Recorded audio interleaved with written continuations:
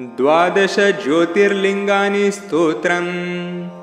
सौराष्ट्रे सोमनाथं च श्रीशैले मल्लिकार्जुनम्। उज्जयिन्यां महाकालमोङ्कारममलेश्वरम्। परल्यां वैद्यनाथं च डाकिन्यां भीमशङ्करम्। सेतुबन्धे तु रामेशं नागेशं दारुकावने। वाराणस्यां तु विश्वेशं त्र्यम्बकं गौतमीतटे। हिमालये तु केदारं घुष्मेशं च शिवालये। एतानि ज्योतिर्लिङ्गानि सायं प्रातः पठेन्नरः। सप्तजन्मकृतं पापं स्मरणेन विनश्यति।